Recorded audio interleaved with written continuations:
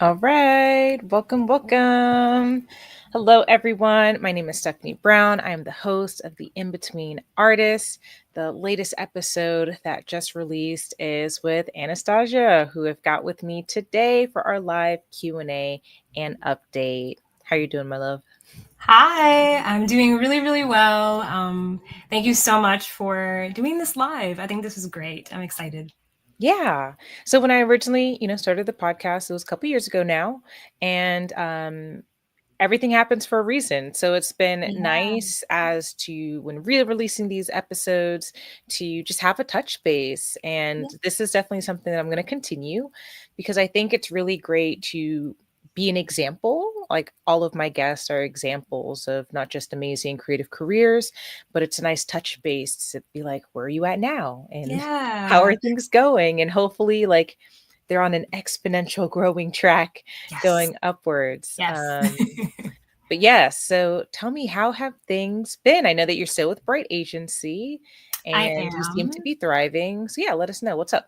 Yeah, things have been really great. I was just at a retreat with Bright Agency in March. Nice. We went to Colombia, we went to Bogota, Oh, and it was fantastic. There were artists in Bogota that also work with Bright, and so they showed us around. It was incredible. We did workshops, we did talks, we just kind of got to connect with each other, and it was really a lightning in a bottle experience. We all immediately clicked.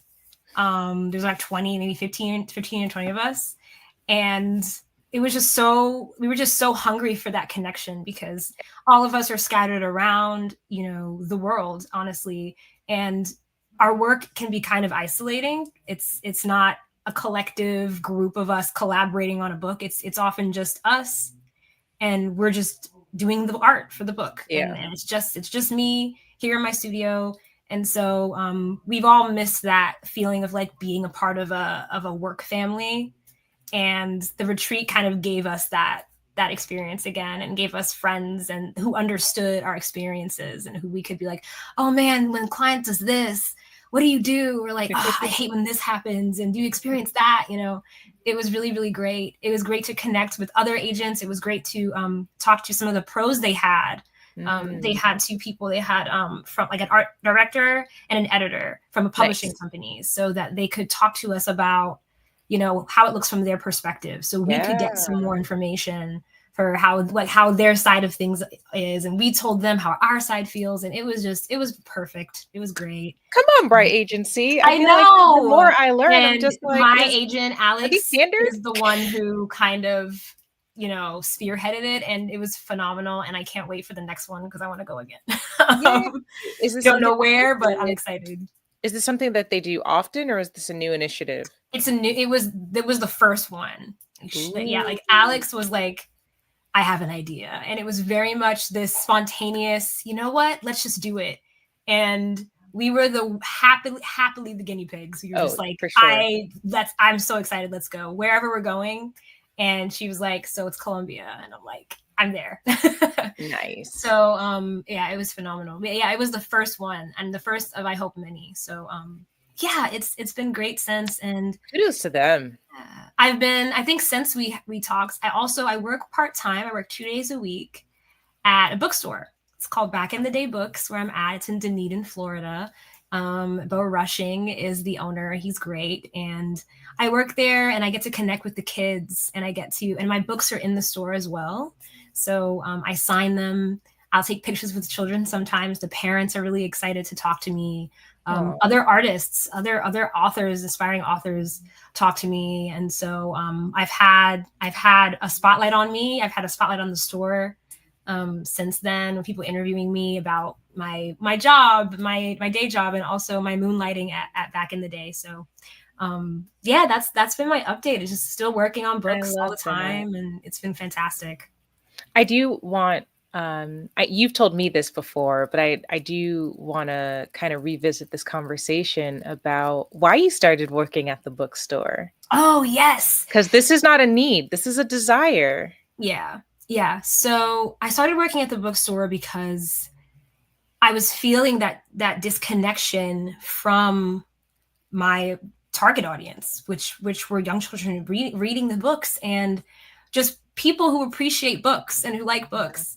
And it can, like I said, it can be isolating when you're just freelancing and it's just you, and sometimes you lose that instant and immediate connection with the reason you do the thing you're doing. And so getting to just have that personal, social, like getting out of my house, getting out of my head, getting out of my room, going outside, and as they say, touching grass, and just like seeing people and talking to people. I'm an extrovert. I really am. And I fill my cup by interacting with other people and having great conversations. And so that was really why I wanted to. And I wanted to work at an indie bookstore. I wanted to work at a local shop that kind of fosters those kinds of intimate connections. We have recurring customers that come in, have been coming to the store for years, and they have books that they look for and books that they order special, and they get to know me, and they know, like, I put things in my hair, and I have crazy earrings, and they'll be like, I like your earrings today. Or like, oh no, sometimes I don't have them in my hair, and they're like, oh no, butterflies, what's going on?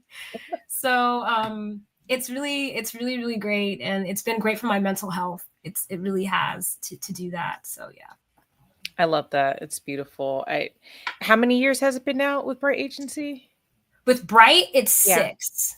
Okay, so 6 years, and then I know that you spent the first 2 kind of transitioning from your I was working graphic design full time, and then I was doing books like weekends and evenings, basically. Yeah.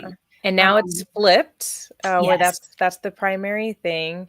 And I love that you're doing this bookstore. I tell people often, you know, if you're going to work somewhere, think about the spaces that fill your cup. Think about the spaces that are tangential to your career that can be additive. It's not a bad thing to put yourself in other spaces. The way you're able to prioritize your time and just sort out your energy, but also, again, fill your cup, I think is really great. And it gives you're me putting a structure big spotlight too on that store, I'm sure. Yeah. It's like a reciprocal too. It's like a win-win. It's just like, yes, please, do you sure you want to work for us? And it gives me structure too, having like a schedule, because without that, it's just like whatever. What's Monday versus Wednesday versus Friday? Who cares? And I could tell it was creating this. I was like, what day is it? I don't know. You know, I was becoming really just, it all was blurring together. And so having that schedule made it easier for me to organize my book stuff, like my illustration, around that, like around and through that, where it's like, okay, I'm working at the bookstore that day, so then I'm going to be working on like my illustrations the next day. And then like it forced me to create a priority list kind of, and prioritize my time and be smart about my time, because there are chunks of time where I am obligated to be somewhere else doing something else. And I'm not just in my house all day, every day, 7 days a week, with just kind of like, hey, I'll do that tomorrow. You know, I can do it tomorrow. I don't feel like doing it today. So that was also a great change that I realized it was giving me a framework. Like I said before, I need rails sometimes, because my you mind will that just like episode. Leave me. So yeah. So tell us, what's a day in a life of a children's book illustrator? What's that been like for you? Or maybe what's the most reoccurring kind of cadence for yourself? So I start my day between 9:30 and 10 in the morning. Before actually, that's my work day. Sure. Usually before 9:30, I'm awake. I get up at 7:30 every day, just every single day. I don't have an alarm. I just get up. My internal clock is alive and well. Yeah, is a very cruel and efficient master. My mind just, especially when like it's light, when the sun rises, it's like a matter of time, and my eyes are just like, get up. So I wake up around 7:30 every single day, and I kind of I've become a morning person over the years of just having to get up early for work or for classes even in the past. And so I've learned to love it, because it's like this quiet time that's just for myself. And my husband's a late riser, so I just have this time of like just me, and it's quiet, and no one's really up yet, and it's just very peaceful, and I can kind of take my time. I go on walks sometimes. So maybe around 8 a.m. I'll go on a walk outside in nature.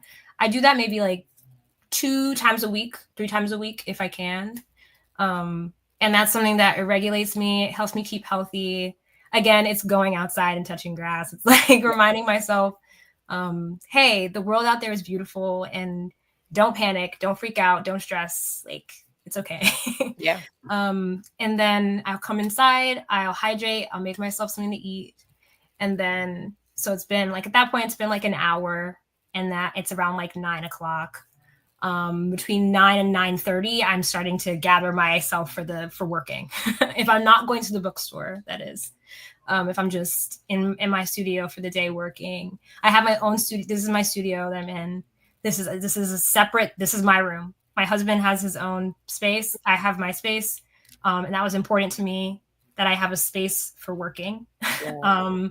Before, we were in a 1-bedroom apartment, and we had our computers in one room with where we sleep. And I felt so bad for him because I would wake him up because the light from my computer, I'd be up late working. So I have my own space. I'll make myself something to eat, something light. And I sit down, I'll go through my emails. So if there's any emails I need to answer from anybody from the previous days, I try not to answer emails late into the evening because it creates that habit where people clients think that I'm that time. Yeah, like people think I'm just like available at every hour, and I don't want to encourage them emailing me at 10 p.m. Smart. or anything. Very smart. So I try to wait until the next day to look at that. I'll do that first, and then I kind of start to chunk out my day. So I make sure I take frequent breaks. I have a repetitive stress injury in my left arm, neck, arm, shoulder, just from here down to here. So I really make sure I take breaks.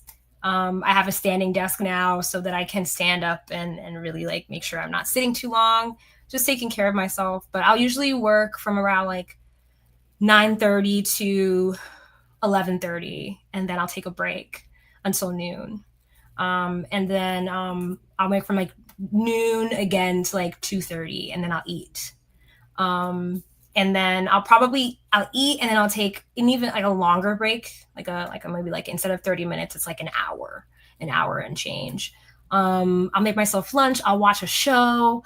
I'll like do a crossword. I'll just try to engage myself. I'll do a little bit of a chore. I'll like, let me put the laundry in the washing machine. Just something else to activate my mind, kind of make me uncheck from what I'm doing. Because sometimes I'll sit here and nitpick and stress. And I'm just like, I need to not look at this for a second. So I'll try to find things around the house to do. I'll water my plants. And then probably for like the last 2 hours, it's like around like 4 to 5:30, 6 p.m. I'll finish up what I'm planning to do for the day. And I try to be done around 6:30. Because then I'm hungry again. It's time to think about dinner. But usually I'll go there, I'll go downstairs into the living room, and I'll just sit on the couch. I'll play video games. I'll do whatever. Ryan and I talk about what we're eating for dinner. And that's kind of my day. That's like my normal day. That's like during the week. On weekends, I have figure drawing class that I go to on my own time. Nice. Like every other Saturday or so, Saturday morning. So that's what my Saturday mornings can be. Other times I'm working at the bookstore. So if I open at the bookstore, I go there in the morning, open at 10 a.m. So if I'm closing at the bookstore, I try to do a little bit of work in the morning, but I try not to overload my day. If I'm working at the bookstore, I try to just not cram like illustration and bookstore days. I try not to do it. Sometimes it happens, but I try to avoid that because I know myself now where I'm going to burn out if I don't separate them. Yeah. I just like take breaks. I send reels to everybody I know that I think they'll like the reel. And my husband's like, please, like there's 200 reels. Like I can't. I talk to my friends. I chat with folks in between, just like to keep me engaged. I like to talk while I work. So I'll call my mom. I call my mom every day. I'm one of those kids. Call my mom every day when I'm driving somewhere, or if I'm like sitting at my desk, or if I'm out walking, just because the talking helps me not overthink what I'm doing. Yeah. I can just paint and talk and yap, and I'm just kind of, it's flowing. I'll talk to friends on Discord while I'm working. Yeah. So, that's like my day. I might mix and match some of those different things, but that's generally what my day looks like.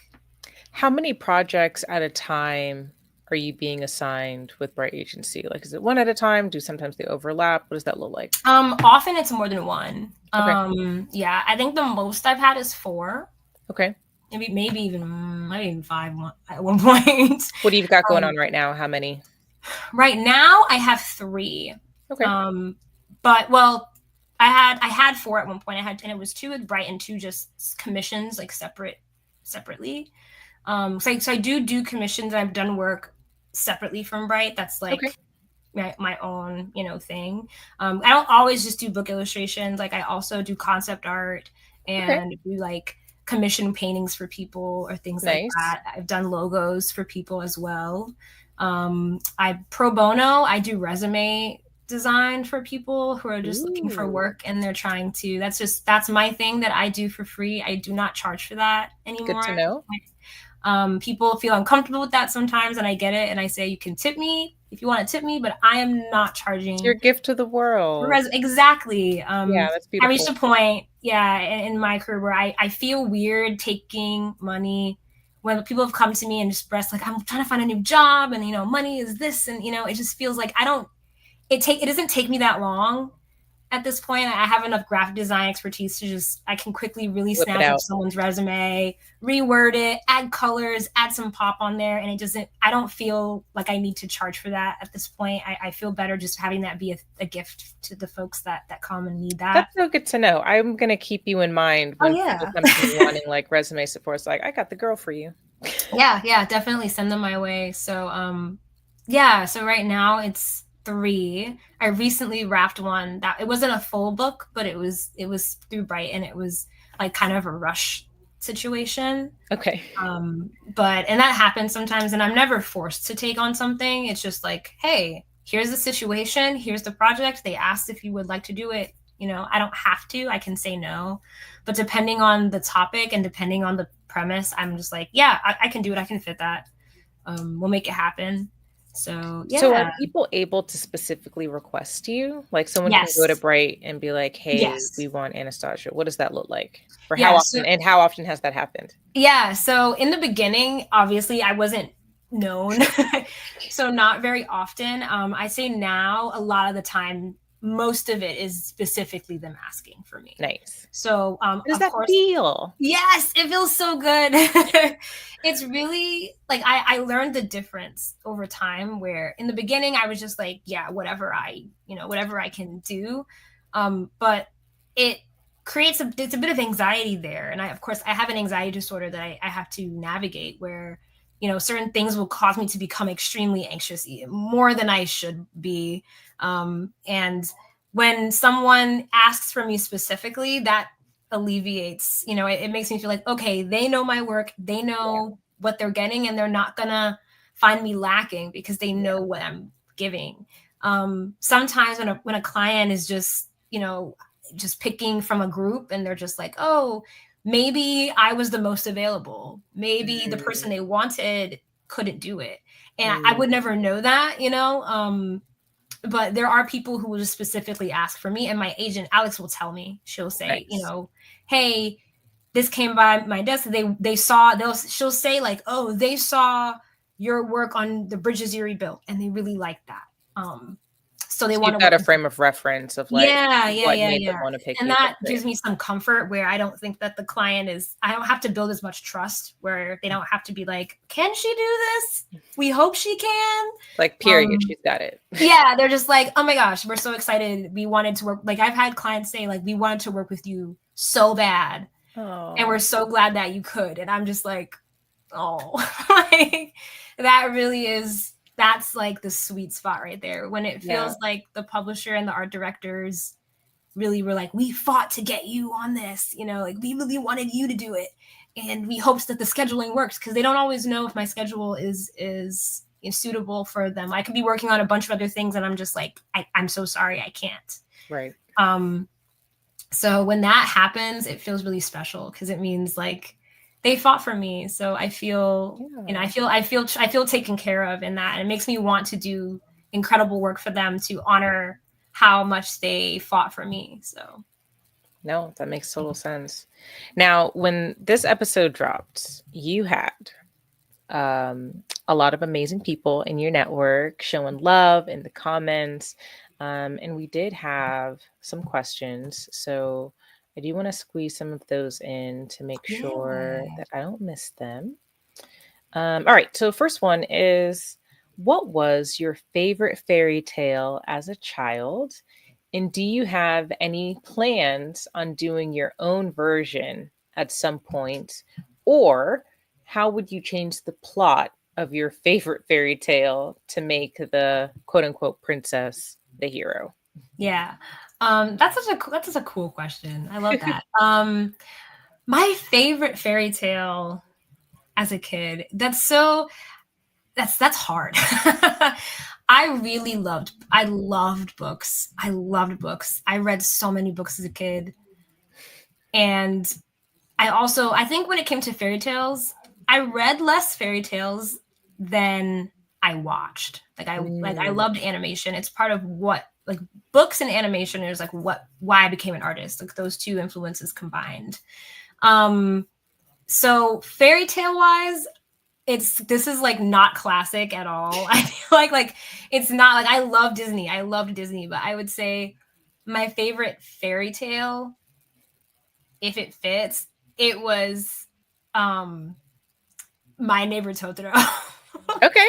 It's a Ghibli movie, which is like it's a fairy tale in that it's like a fantastical Sure. story. I was obsessed with My Neighbor Totoro, like obsessed. My mom told me I watched it like 3 times a day, every day for like a year. It was very Could never get old for you. no. I mean, I don't know. There's something about the way Miyazaki like depicts the like Totoro in like my happy place in my inner child, like in my mind, when I'm trying to like remember the core of what I do and why, and like the wonder of Mm, children's books and being a kid is like little May finding Totoro in the glade, and she like goes through this like little hole in the forest, and she's crawling through this tunnel, and she doesn't know where she's going. She's just exploring the woods, and yeah. she comes out in this glade, and Totoro's sleeping in the hollow of a tree, and she climbs on him, and she pokes his nose, and he sneezes. It's like, and there's butterflies, and it's quiet, and there's just like birds chirping, and it's just like the most. And then she takes a nap. She takes a nap on it. It's just like the most pure, Yeah. like soft, sweet. Any kid wants to just like go to this magical place and just fall asleep on a big giant koala teddy bear looking thing and be surrounded by butterflies and flowers and pretty birds. I don't know. It was just, I remember seeing that scene as a kid and just being like, I want to go there. Like, I want, that's it. That's the thing. That's my thing. Like, I need that. Yeah. Yeah. I would say more classically, it's a strange story, but I liked Beauty and the Beast. Okay. Okay. I loved Beauty and the Beast, but I hated the prince as a human. I hated him. Mm, I loved the Beast. I thought he was adorable. I was obsessed with the Beast. And the minute he transformed, I started to cry. I would cry. it's like, no, bring the beast back. My mom told me, she's like, Anna, you cried. You hated it. You hated it. You got scared. You didn't like him transforming and his body moved. Like, you were just like, ew. And I learned how to eject the VHS. Aging myself here. I learned how to eject the VHS When at that the moment time, happened. at the timestamp when he starts to change. And for maybe like a decade or more, I have never seen the end of Being the Beast. That's funny. How Until I would you was change older. it? How would you Huh? change? How would you change that ending? He doesn't turn into the human again. He just stays the I, beast forever, yeah, he just stays the beast. but I feel like, softer because Belle's yeah, yeah, helping. he changes from, being in love with Belle and everything, but like he doesn't changes his physical appearance. Like, she clearly fell in love with him the way he was. So Facts. why do you need to change? You don't need to change. You changed yourself inside. You became a kinder person. But, Yeah. you know, being the furry dude is a part of your journey, and she loved you for you. I think I would change Belle in the sense that, like, she was already pretty, like, again, like, she was pretty feisty as it is. So I think I love that about her, that she would like yell and be like, you can't tell me what to do. I feel like from the beginning, she probably wouldn't have just like let the beast keep her in the castle. Like I think she would have escaped. She would have escaped like way earlier, and I think she would have just beat him in a duel, and they would have become friends that way, and then it would have been great. I love that. Beat him in a duel. Yeah, she would challenge him to a duel, and she would beat him in a duel, and that's how they would have a truce, and he would learn the error of his ways, and they'd be besties, and then they'd be lovers again. Okay, so next one is, do you have any specific ideas or events that you can remember from your own childhood that shaped how you create content now? And I know in our podcast episode, you talk about your dad and story time and like that bedtime routine. Yeah. Are there any other things maybe in your teen years or I don't know, preteen years that you feel like, have you had any additional full circle moments as you've dived deeper into your career? Oh yeah. I mean, I've had a lot of I've had, especially since like my word for this year was community, and doing more community events. There's like a children's lit event in St. Pete here called St. Pete Lit Reads. It's really fantastic. It's run by Cultured Books in St. Pete. They're amazing folks, and just this past one, it's in November every year. And so the last one I tabled for the first time, and I brought my books, and I brought my books, and I'd signed books, and I brought like, I've done workshops with them too. And so I think both of these full circle moments happened there, where I was the mentor, and I was like, oh wait, like realizing and talking to a lot of these kids. Yeah, and they're like older. Some of them were older kids, like they were maybe preteens. So they were having that like, I like to draw, and I love drawing this, and I love drawing this, and can you tell me like what books did you use, and like asking me all these questions. That these are the things that I used to ask my art mentors and artists online that I loved. And so I'm like, oh no, now I'm this person. It feels so wonderful, but really strange. Like I suddenly now feel old, I feel the time. I feel the years in real time. Yeah. But now that I'm like, okay, they see me. Like now I'm aware that they see me. I wanted people to see me. I wanted to be a part of a movement for more inclusive storytelling and like showcasing Black history and the history of like people of color and untold stories. And I wanted that, but I always was doing it from this place of like, I'm not there yet. Like I'm not like I'm trying, I'm doing it. Yeah. And so getting to a point where I've done workshops and I've talked to children and I've done presentations and things where now, even at the bookstore, kids will be like, can I take a picture with you? You made this? And they're asking me questions. And I'm just like, okay, so I'm actually at the point now where you've arrived. People are watching me. Yeah. People are watching me. And so I need to make sure that I'm aware of that. Like, when I do things, that I am someone's goal, at this point. I'm always like looking ahead. And so sometimes I forget to look behind me and be like, oh, there are people behind me, like following me this way. And that does affect how I work now and how I do things. I think about them. If I'm explaining to someone else what this life is like, I want to be honest. Yeah. So when I'm feeling emotions, I sit with myself and I really think like, what is this? I don't want to romanticize it. I don't want to, water anything down, because I don't think that does anyone any service. Right. And I think a lot of this industry, publishing books, art for a living, a lot of that is I feel like it's been very opaque. And like a lot of the time, and people really don't know what it actually is like. It feels so like larger than life and starry and celebrity, esque. And I try to bring it down to earth for people as much as possible. And so I try to be as authentic as I can be, even though sometimes I think with social media, there's that, temptation to present a little bit not fully real, Yeah. and just like put a Yeah. little bit of a All screen the there, shiny a bit of a stuff. mask. Yeah.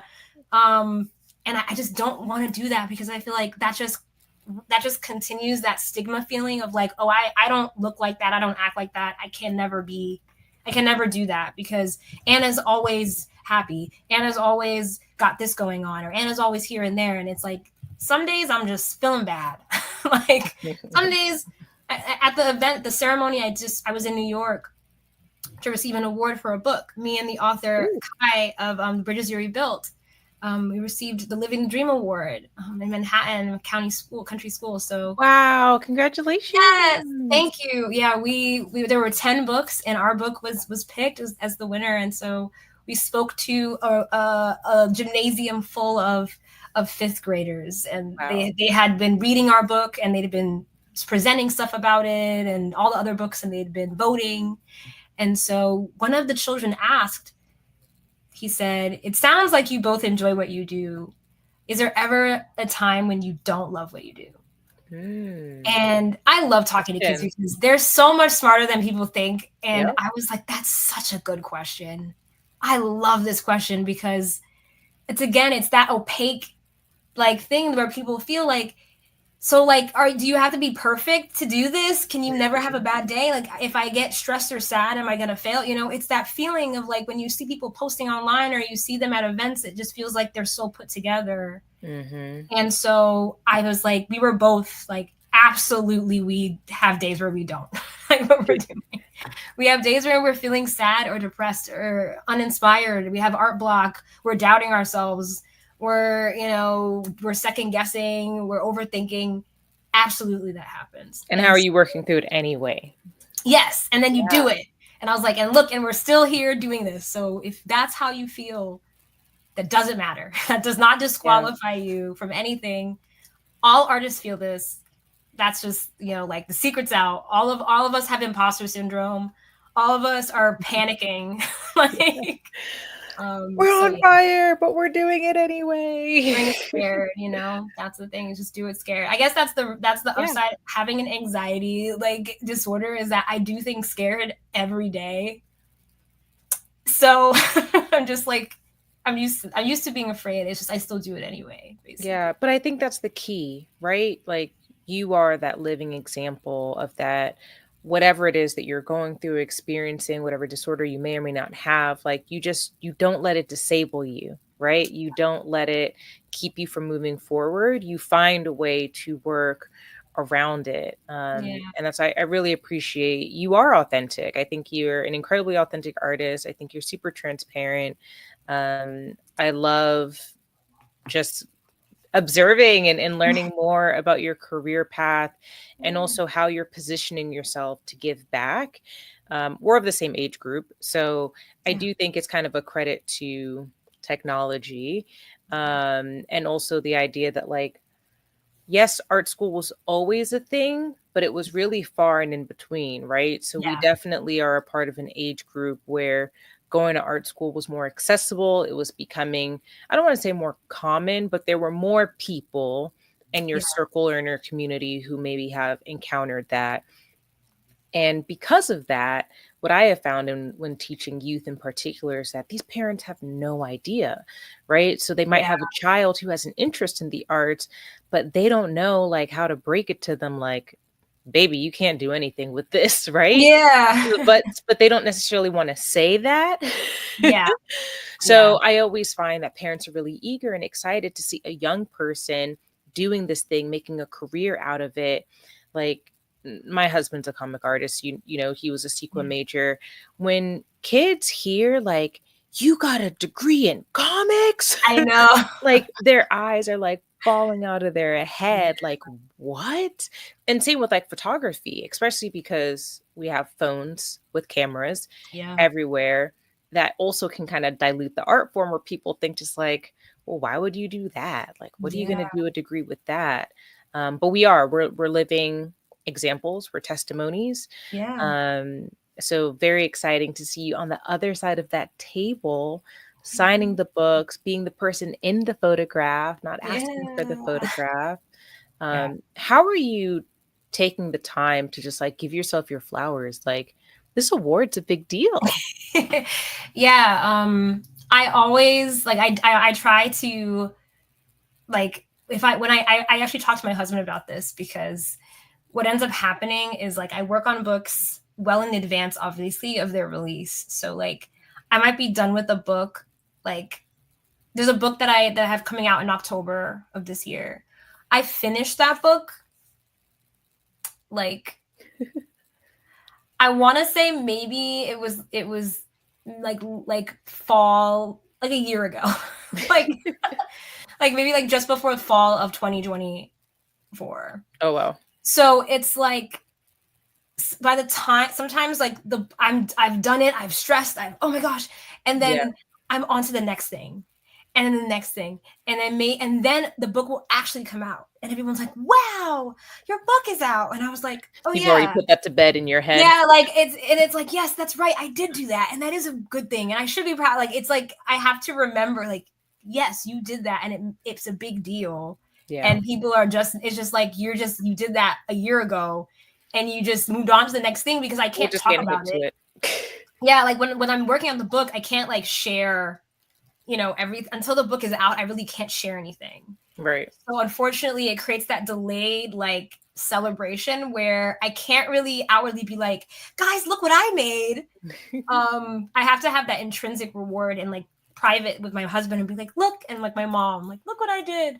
And my mom, I would say my mom and my husband are very good at reminding me to like, actually celebrate in the moment. Good. So like I'll go out, like we'll go out to eat at my favorite restaurant. I have a favorite restaurant we go, and then like I have a favorite dish that I get every time, and it's just like a bit of a like, let's do this thing for me. Another book on the list. Yeah. So I'll go out and I'll get like something. I'll just get like a nice dinner with my husband. That'll be like our thing. Or we'll plan like a game night together because we both love gaming, and we'll just like block out time where we'll just play together, and it's just like really nice. Or we'll go see a movie. It's kind of like a date. We do like date nights, and like he'll usually treat because he's like, this is your celebration. So what do you want? What drink do you want? I get to like have a favorite drink that I get.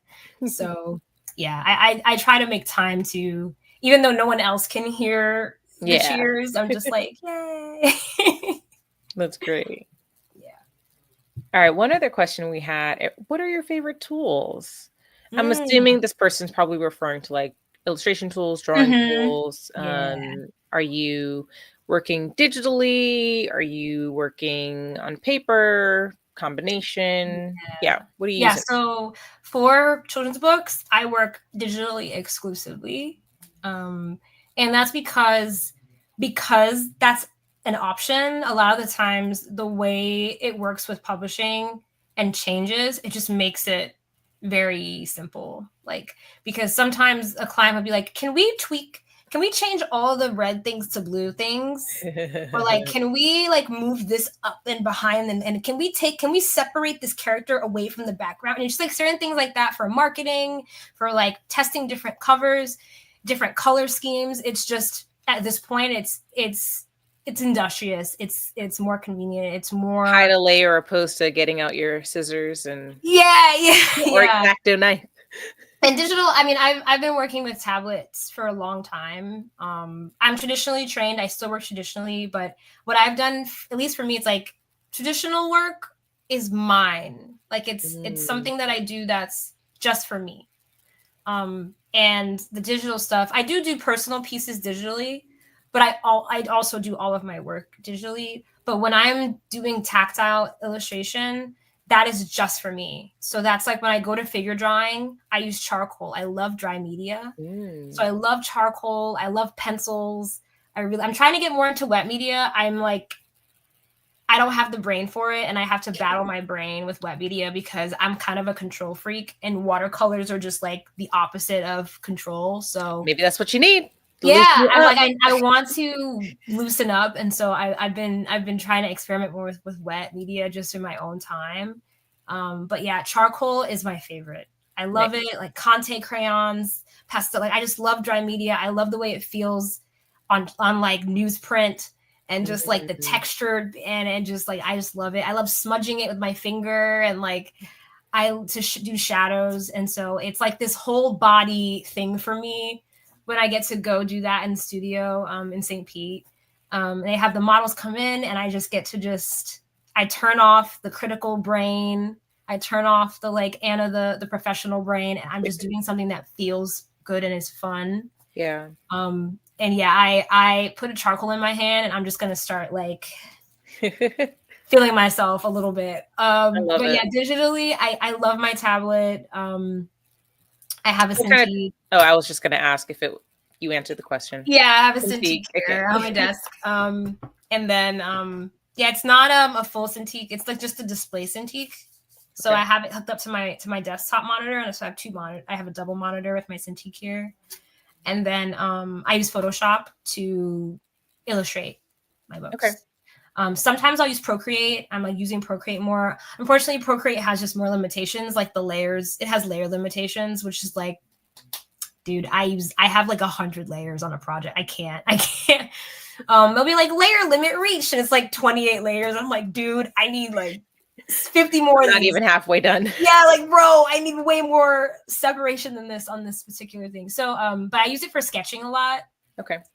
So I'll do sketches on there because that can be very loose, and I'll have my little iPad, and it's very nice to have like I like have a small iPad, and I just like the compactness of it, and I could curl up on the couch and just like sketch away. I love sketching. I love loose, rough drawing.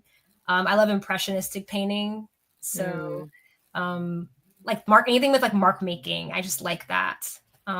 So those are my go-tos. It's just like dry media sketching, and then digital painting. So Nice. yeah. So I would love to close out asking about a personal project.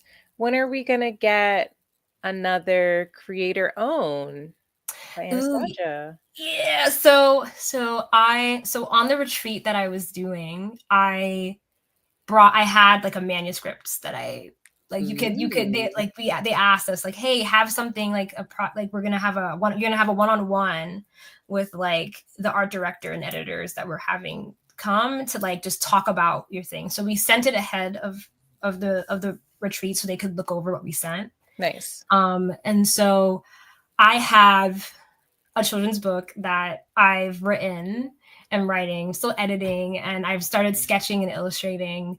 And I'm really, really excited to do it. And I've told my agent about it, and she's hyped. Like I'm just like still like ideating, still like nailing down everything. But I finally got it to a point where I'm like, this is what I want it to be about. It's based on a personal it's based on a personal memory, a childhood memory of mine, that kind of speaks to the way my life has gone, and like why I love storytelling and art, and how my imagination like has inspired me and brought me here. So yeah, I'm really excited to do it. I work primarily in nonfiction, as most people know, but this is kind of like, it is nonfiction-ish because it's about my real life, but it's not as like historic education as I usually do. Which is also fun because like nonfiction is great, but it's really important to break it up and do like kind of fantastical things. I love fantasy. So I'm really, really excited to share it with everybody. I've shared it with a couple of people, and they say that they love it. So I'm like, okay, good. It's still under wraps right now, but yeah, it's really close to my heart, and so I want to do it right. But it's me getting to fully unleash all of my, like the way I work in different styles will be incorporated, and like just I think kind this of will be another full circle moment for you. yeah. Yeah, especially since This that was like a part of your start, right? Like yeah, you're taking your bet on yourself and publishing your senior year book. And now, like being in the workforce, having this incredible experience with this very supportive agency. Shout out to Bright. Yeah. Now I have like yeah. a strong platform to jump from here. So and I learned so much too. So it's like going back You to put this in the process. work. Yeah, I did. Yeah. I did. You're more than deserving of it all. Oh, And thank yeah, wishing you you. the best on that. That's so exciting. Thank you so much. Thank you so much. I'm very excited. I'm nerve sighted, but Of mostly course. But the nerves is good. It's because we yes. care. It's because we care. Nerves means it matters, so for Yep, sure. exactly. Yay! Yay. Well, thank you so much for joining me and for giving us an update. If you all have not listened to the full episode, please take the time to listen to the episode. We've got 2 more episodes left in this initial season for In Between Artists. Thank you all for your support. Please listen, please share, and follow Anastasia on all of the things. Yes. And follow Stephanie on all the things because she's awesome. And In Between Artists is so, so cool. Like it's so needed. Thank you for providing the space and for just like being, you've got it. Like you're savvy. You've got the setup, you've got everything going, the rollout, the promo graphics. Like I just love this so much. It makes me so happy. I love Thank community. you. So this is great. I appreciate it so much. Yeah. We're winning together. That's the idea. Not Lifting as just we climb. interviewing. Yeah, yeah, yeah. Yeah. Mhm. It's a win-win. It's a community glow up, and I'm here for Yeah, yeah. it. I love that. Yes. Sweet. Well, have a good night. Thanks for joining, everyone. Thank you. Bye.